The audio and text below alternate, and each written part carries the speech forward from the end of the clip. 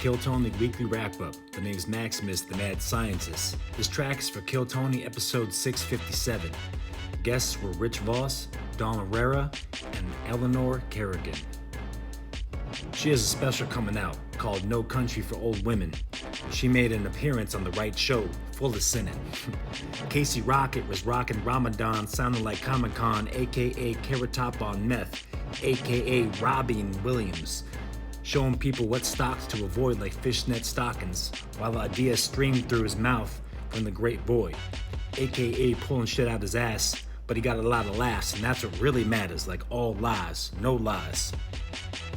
The first comedian out of the bucket was a dreadhead that said he was getting head from a side piece because his pregnant wife wouldn't suck it. Q Rose tried to roast Tony, but went down in flames like Kobe. He tried beating him at paper, rock, scissors, but Tony waved his wand and smashed him with Cam Patterson rocks like a gay gang of wizards.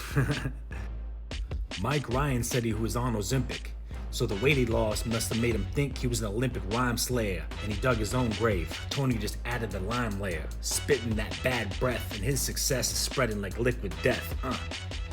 Pauly Shore put the nails in the coffin, so the next person on stage that says they could rap, they better actually do it well and stop talking.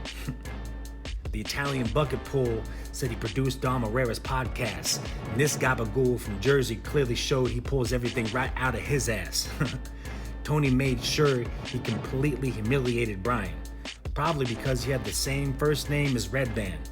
I'm surprised that this man didn't start crying even though he got banned and blacklisted. I'm glad this asshole that took the spot of an actual comedian got double-fisted by Tony. So more creeps don't try the same thing cause he ain't got time for a phony. Cam snatched that lame's chain and gave it to Tony as a souvenir. That's some real gang violence shit, let's be clear. The old cougar from No Country met the Black Panther and wanted to rock his world like it's bumpy. Then this Australian single mom named Biddy took shots at Shane Gillis. I mean, she had really good jokes about Down syndrome and alcoholism with realness. The theme for Tony tonight was, anything you can do, I can do better. And he proves that throughout the entire show, down to every letter. Ken Hunter's fourth appearance was met with laughter, no interference. Shaky Legs didn't have 2 chains weighing him down. He had one that he stole back from the other clown. Speaking of clowns, a mullet's coming back now. A mullet should just be called the theme for this night now. Eleanor said she was ready to show Shaky Leg the way to the yellow brick road and show him how to finally make a cream pie a la mode. He said he liked watching lesbian porn, but I think he was just trying to sound a little more normal. Tony bribed his new bride with 60 seconds uninterrupted, but we quickly understood why this chick nobody wanted to fuck with. She said she had PTSD from getting hit with an IED and tells dates she has an IUD so they come in her CUNT so she can collect the BM fee. Surprisingly, she legally grows mushrooms in Colorado, and Kent's gonna explore pussy like he's tripping in El Dorado. Uncle Laser made another appearance. He should have done the old litmus test, finger her then smell it to see if the pussy was gonna be full price or on clearance. What it brought him was a UTI, but that's the yeast of his words, as Tony pointed out hilarious jokes on the spot that made the audience laugh till they cried. The oxymoron Uncle Laser spit tobacco facts with suppository instructions and a little more flavor. Next was Austin Young's third time on the show, and he said that he had an air mattress, but I doubted it could operate deflated that low.